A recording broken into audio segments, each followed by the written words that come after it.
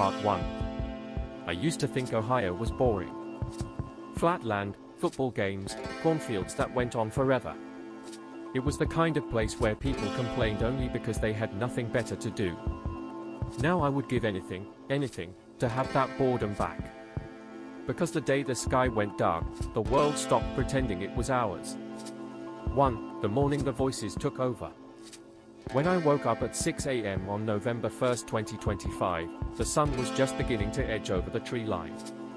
The light was warm, clean, normal. You'd never guess that a rotating mass the size of a small ocean was ripping its way across western Ohio. You'd never guess that reality was already bleeding. But the TV told a different story. Every channel, every station, every device that could produce a picture had been hijacked by the same thing, a man, or something shaped like a man, sitting behind a news desk. His face was stiff like wet plaster drying. His eyes were wrong. Too dark. Too empty. They were pits pretending to be eyes. And he repeated the same message, over and over, without blinking. This is not a drill. The black vortex is moving at 180 miles per hour. When the sirens sound, immediately descend to your basement and seal the doors. Do not look out any windows. Do not look into the sky. Do not look. Even his lips barely moved. My dad, Coach Mike Harper, stood in front of the TV gripping his morning protein shake like he wanted to crush it. Government's panicking people again, he muttered. Bunch of idiots. If there's a storm that big, why is the sky clear? My mom, Laura, wrung her hands but said nothing. Sophie, my 13-year-old sister, sat on the couch hugging her pillow. Ethan, his eyes looked wrong. I felt it too, that instinctual recoiling, but I forced myself to laugh. Yeah, well, he's probably just sleep deprived. But deep down, my stomach twisted. Something about the voice felt like it crawled into your ear and sat there. And still, the sky was blue. Not a cloud. Not a breeze. Birds chirped like it was the first day of summer. If not for the weather map, which showed a circular black shape the size of a county spinning toward us, I might have believed Dad. But I already had a plan. Riley and I had been talking about running away for months. Her dad, Dale Parker, was a walking stereotype of farmtown brutality, big, red-faced, shotgun-loving, and furious that his only daughter would rather date a skinny quarterback reject than help on the farm. When he screamed, the house shook. When he got drunk, the walls shook harder. We agreed, November 1st, 10:47 a.m. We'd leave before the world could notice. We didn't expect the world to fall apart at the same time. 2. The escape. At 10:55 a.m., I used the oldest trick in the teenage playbook. I'm gonna go check the garage, Dad. If there's hail, your truck will get ruined. Because if there was one thing Mike Harper trusted more than the weather, it was me taking care of his Ford. I slipped out the back door before he could argue. The blue sky was still perfect. But the air smelled thin. Hollow.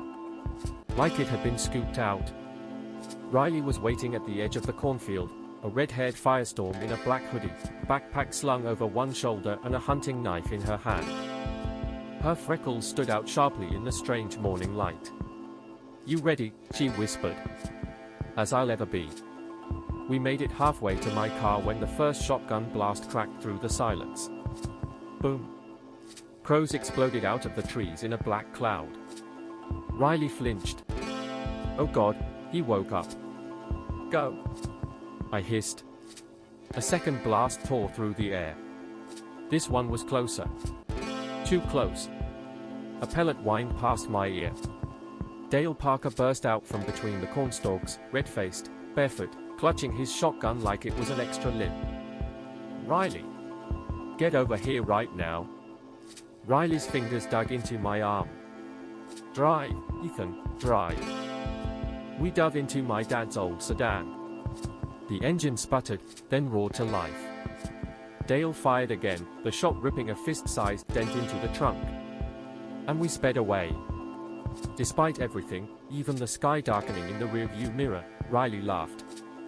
Wild. breathless, free. 17 years old, running from everything we hated into something we didn't understand.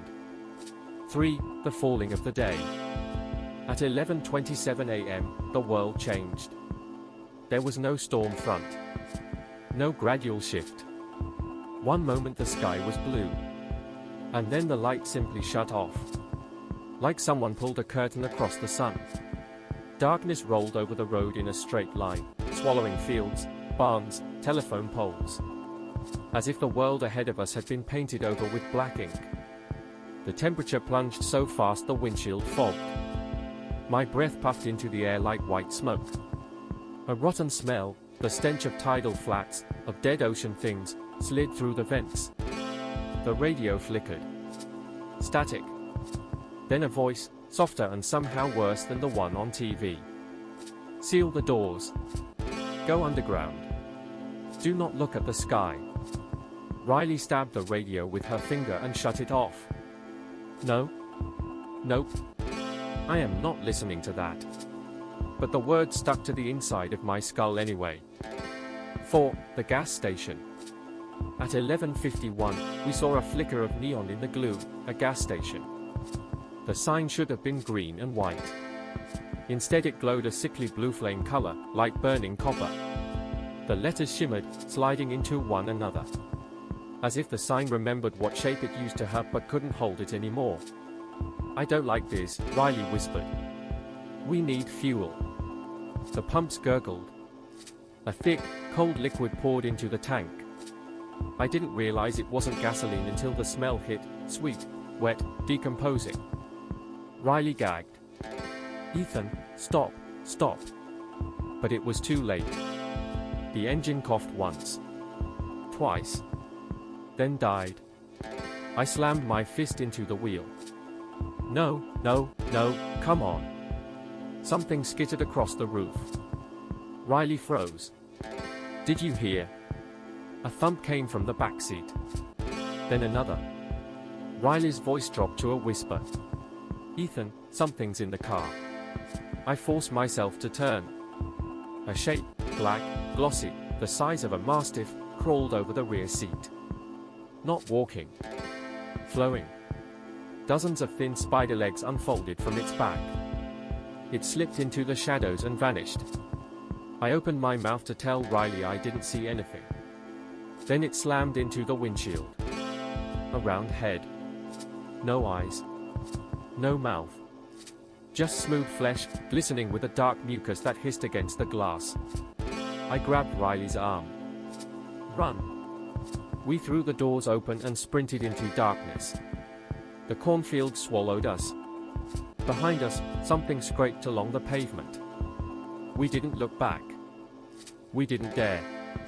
40 hours of night. Time became a thing with no meaning. The black vortex swallowed every piece of sky. Every direction looked the same, a wall of nothing. But the creatures were real.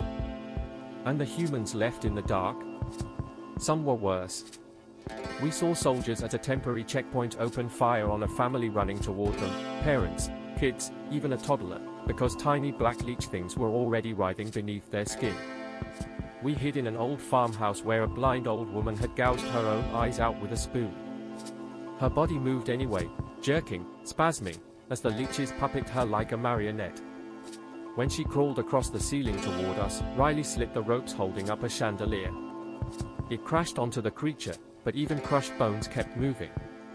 We stole the old woman's Ford F-150. Tires shredded, engine coughing, but it was movement. It was hope.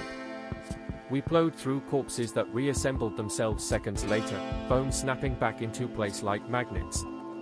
We witnessed a whole town vanish when the lights all switched off at once, street lamps, houses, stores, followed by a long, resonant humming from the sky. A whale song melody that made my stomach twist and my eyes water. And then, finally, we saw it. 6. The military line. On the third day, an orange glow appeared on the horizon. Not sunlight, flame. Burn pits, towering incinerators, soldiers in hazmat suits. They didn't allow survivors past the yellow line. Anyone who crossed it was shot, then burned within minutes. We waited until a swarm of reanimated corpses attacked the barrier. In the chaos, Riley grabbed my hand, and we sprinted through smoke and gunfire. Nobody noticed. Nobody cared. We were beyond the line. Beyond Ohio. Alive. Or so we thought. 7. Zach Morrison. On I-70 eastbound, we flagged down a semi. The driver, Zach Morrison, was a 30-something guy with a thick beard and tired eyes. Kind. Too kind. He didn't ask why two teenagers looked like they'd crawled out of a grave. He just fed us protein bars and let us sleep in the back of his cab. For the first time in days, I felt safe. That feeling lasted until the truck stop in Pennsylvania. We ate burgers.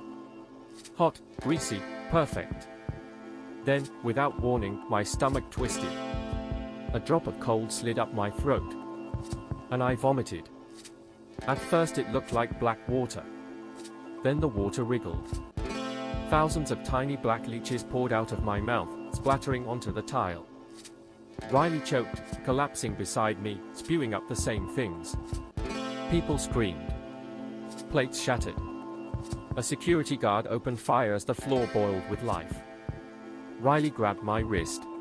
Ethan, we have to run, go, G.O. We fled. Behind us, Zach screamed, one long, terrible shriek, as something slithered into his eye. Part 2.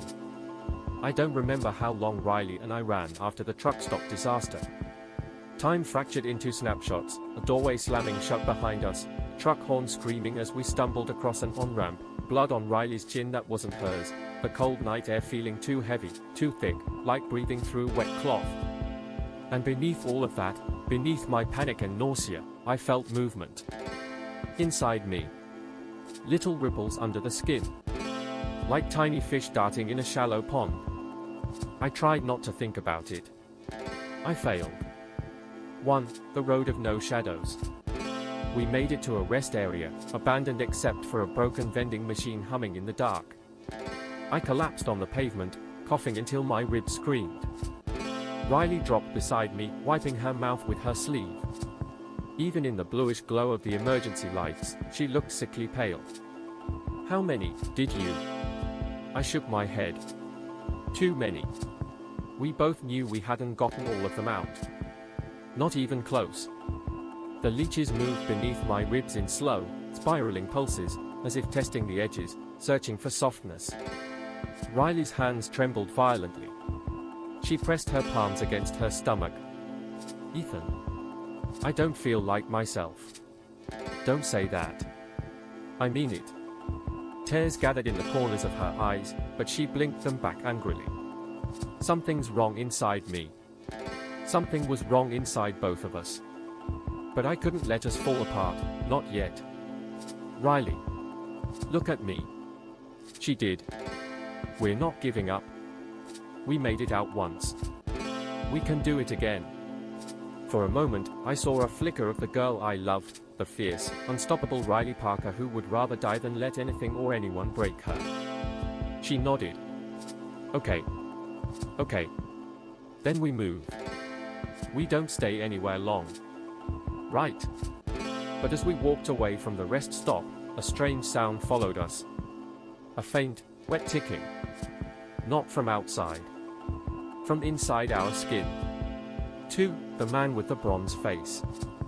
We trekked along a feeder road beside the interstate, heading east. Streetlights flickered above us, the bulbs dimming and brightening in irregular pulses, like they were breathing.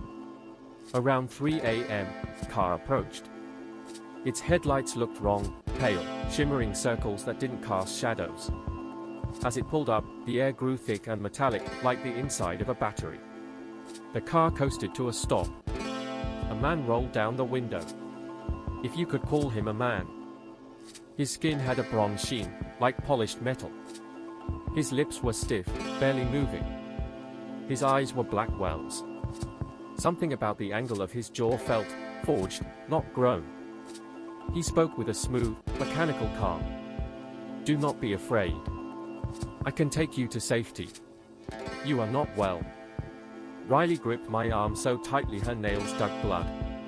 "Ethan, don't." But I couldn't look away.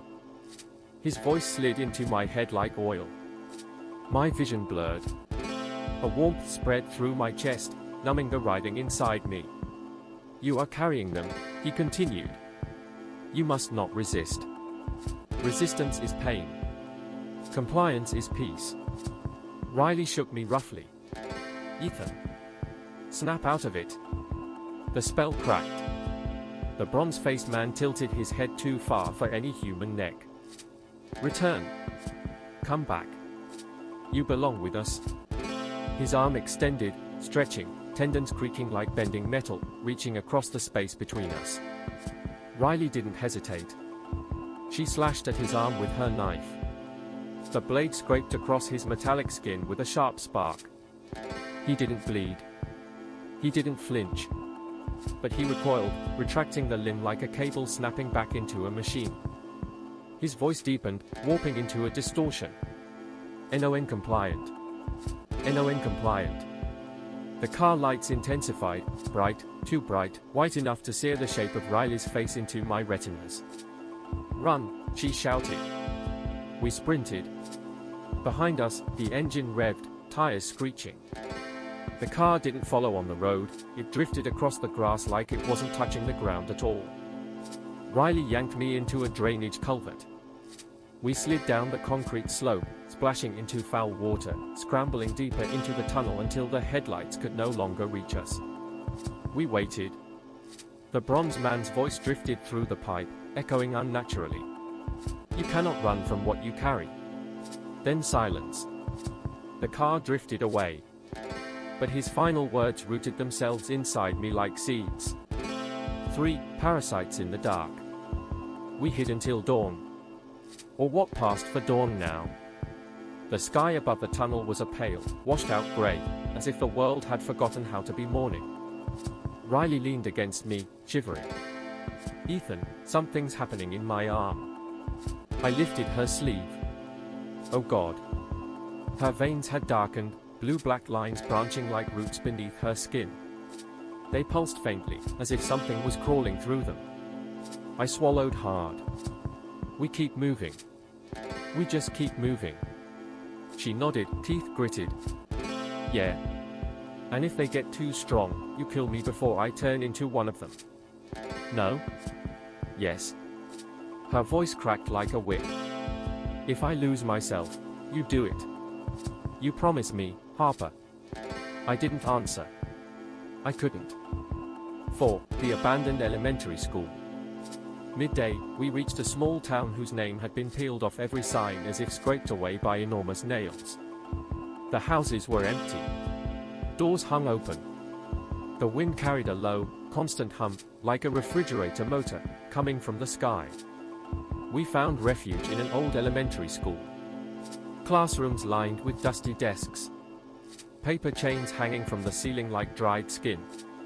A whiteboard with childish handwriting. "Fire drill, follow the siren." Riley sank onto a desk, exhausted. "We need water. And food. And maybe a miracle." I found a cafeteria vending machine and kicked it open. The snacks inside were stale, but edible. Riley chewed in silence, her eyes distant. The leeches inside me stirred again, growing bolder. I scratched at my ribs. Hard. Harder. Anything to relieve the crawling. Riley grabbed my wrists. "Stop. You're bleeding." I looked down. Blood smeared my fingertips. Not red. Black.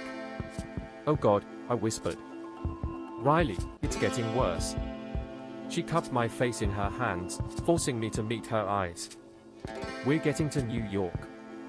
We're getting out of this. I don't care what's inside us." I wanted to believe her. I really did. But then the children came. 5, the choir. It started with a soft giggle from the end of the hallway. Then another. Then a third. We turned. Children, maybe 10 of them, stood in a line outside classroom 2B. Their heads tilted at identical angles. Their eyes blackened entirely, no whites left. Their skin was pale, stretched thin. And they smiled. Too wide. Their necks flexed with visible movement beneath the skin, like worms squirming. The tallest child stepped forward. When he spoke, his voice was layered, dozens of tones overlapping. Come downstairs. The siren will sound. Riley tightened her grip on her knife. Don't come closer. They giggled again, in perfect synchronization. Then the humming in the sky intensified. Deep, resonant. Riley gasped. No, no, no, that's the same sound from the town that disappeared. The children opened their mouths and sang. A long, undulating tone, not a melody, not human at all, like whales calling across a dead ocean. The walls vibrated. Dust drifted from the ceiling. My head throbbed. The leeches inside me writhed in response, shaking, swelling, pressing against my organs. I staggered. Riley, run. The children moved. Not walked, glided. Fast. Too fast. Riley grabbed my hand, yanked me through a classroom, smashed open a window with her elbow, and we tumbled into the school courtyard. The children pressed to the windows, faces mashed against the glass, smiles widening. Their singing followed us long after we fled. 6. The Dead Highway. Night fell before we reached the interstate again. Another truck rumbled in the distance, a small box truck this time, not a semi. Headlights normal. Engine normal. We flagged it down. The driver slowed. A middle-aged man leaned out. Weathered face. Tired eyes. Not bronze. Not distorted. Not wrong. You two look like hell, he said softly. I'm heading east. Need a ride? I hesitated. Riley didn't. Yes. Please. I climbed in. The man extended his hand. Name's Carter. Ethan. Riley. He nodded. All right. Let's get you out of the dark. The warmth of the truck cabin lulled me. I leaned against the window, exhausted. Riley's head rested on my shoulder. For a moment, one fragile moment, we felt safe again. Then the radio clicked on. Static. Then a voice. Not Carter's. Not human. Do not look at the sky. Behind us, through the rear windshield, the darkness on the horizon began to stir, spiraling upward like a column of smoke rising from the world itself. I watched it spreading. Growing. Reaching. The black vortex had followed us. Riley squeezed my hand beneath her jacket sleeve. Her skin was cold. Too cold. And the thing inside us pulsed in unison, like answering a distant call. Part 3. I don't remember falling asleep in Carter's truck. But I remember waking. I woke to Riley shaking me gently, her red hair illuminated by the cold dawn leaking through the windshield. Her freckles looked sharper, her skin paler. Black veins traced the inside of her wrist like ink soaking through paper. Ethan, she whispered. We need to get out. Now. I sat up. Carter was slumped over the wheel, breathing shallow, sweating like he had a fever. His hands trembled on the steering wheel. You okay? I asked him. He nodded once, too slowly. Didn't sleep great. Had strange dreams. Riley shot me a look. We both knew that was a bad sign. The parasites didn't just invade flesh. They invaded thoughts. Carter forced a smile. Don't worry. I'll get you east. Far as I can. Behind us, the horizon was wrong, bending, warping, feathering outward like a spreading bruise. The black vortex wasn't just chasing Ohio anymore. It was devouring states. 1. The warning siren. We drove for hours. Fields blurred into forests.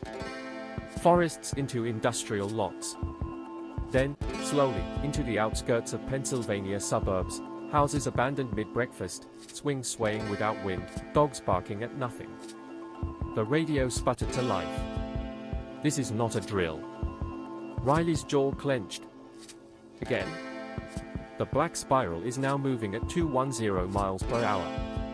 When you hear the siren, descend underground and... She snapped the radio off. But the message clung to the air anyway, as if the words had a physical weight. Carter cleared his throat. You kids, been hearing that a lot. Since Ohio, I said. He swallowed. I heard it yesterday. Thought it was a hoax. It's not, Riley said flatly. Carter didn't ask how we knew. He must have sensed it in our silence. Or seen it, in the way we twitched, the way we shivered, the way shadows sometimes moved under our clothes. Around noon, the first federal blockade appeared, armored vans, spike strips, and soldiers in full hazmat suits. Their helmets had no visors, just black lenses like insect eyes. Carter slowed. A soldier motioned him to stop. Another soldier aimed a rifle at our windshield. Do not brake, Riley hissed. Carter's fingers flexed around the wheel. They'll shoot us. They'll shoot us either way, Riley said. Look at the yellow line. A thick stripe of neon paint ran across the road. Beyond it, burn marks. Charred skeletons. Maybe 20. Maybe more. Military cremation residue dusted the asphalt like black snow. I remembered how they shot everyone who crossed the line near the Ohio border. They weren't saving people. They were containing them. Containing us. Drive, I said softly. Please. Carter pressed the gas. A gunshot cracked. Glass shattered. Carter screamed. But the truck lurched forward anyway, engine roaring, wheels bouncing over the blockade as soldiers dove aside. We didn't slow down for miles. When Carter finally stopped, his breathing was ragged. Blood dripped down his arm. That was madness, he said, gripping his shoulder. It was survival, Riley replied. Carter exhaled shakily. I'll still take you. But I need to rest. 5 minutes. He slumped back, eyes fluttering closed. Riley tugged me out of earshot and whispered. Ethan, did you see his blood? I had. It wasn't red. Not entirely. Something darker swirled inside it. Something we recognized. We have to leave him, Riley said, voice cracking. He saved us. His turning. She didn't say like us, but the words hung there. I looked back at Carter, trembling in the driver's seat. A man who tried to help strangers. A man who didn't deserve what was happening to him. I'm sorry, I whispered. We walked away from the truck. We didn't look back. Minutes later, Carter began to scream. We kept walking. His screams faded behind us, swallowed by the encroaching dark. To the city that waited. We trekked through industrial outskirts toward the promise of another highway that might take us further east. My legs ached, bones buzzing with that awful inner movement. Around 5 p.m., we heard it again. Singing. Whale song. Deep. Low. Vibrating through the air like a bow drawn across a giant cello string. Riley stumbled. My head. Ethan. I caught her just before she collapsed. But the humming drew closer. Not from above. From between the buildings. Figures emerged, men and women and children whose faces were stretched thin, hollowed out, eyes blackened, limbs too long. They moved with slow, synchronized steps. A collective. A choir. Their voices layered. Return. Return. Return. Riley clutched her skull. Make it stop. The parasites under her skin pulsed violently, distorting her veins, wriggling toward her throat. I pulled her into a delivery bay, barricading the rolling door with metal rails and crates. Inside the dim warehouse, she collapsed to her knees. Ethan, Ethan, I can't. She gripped my shirt, her breath rapid, hot, uneven. Ethan, I'm losing myself. No, Riley, look at me. Her pupils flickered, shifting between normal and inky black. Tears streaked her cheeks. I don't want to become one of them, she whispered. You won't. You don't know that. She was right. I didn't. Riley pushed her knife into my hand. Promise me, she said. If I stop being me, you end it. You end me. No? Promise me, Ethan. Her voice didn't tremble. But mine did. I can't. You can, she said. Because I'd do the same for you. I swallowed the fire burning in my throat. Okay, I whispered. I promise. She exhaled shakily and leaned her head against my shoulder. And in that moment, with the black spiral consuming the world outside, she fell asleep in my arms. I didn't sleep. I listened to the writhing under my skin, to the faint whispering echo of the choir outside, to the distant thunder of something enormous dragging itself across the sky. I understood then. The parasites weren't just inside us. They were connected. They were listening. Learning. Waiting. 3. The last ride. Around dawn, we slipped out of the warehouse and back onto the road. That's where we met him. A semi-truck rolled to a stop beside us, red cab, blue trailer, engine rumbling like a heartbeat. The driver leaned out. A different man. Older. Weathered. Kind eyes. Need a ride, he asked. His name, later, would be Zach Morrison. But not the same Zach. Another Zach. A coincidence that didn't feel like one. Riley hesitated. Ethan. He's human, I whispered. At least, for now. So we climbed aboard. Zach didn't ask questions. He didn't comment on our pale skin or shaky hands or the way we kept clutching our stomachs when the parasites moved. He just drove. He gave us sandwiches. Water. A blanket. He talked about his dog back home. About his wife in Maryland who hadn't answered her phone since last night. About how the news said New York was setting up a massive evacuation shelter, one of the last safe zones on the East Coast. For a brief, impossible moment, we felt something close to hope.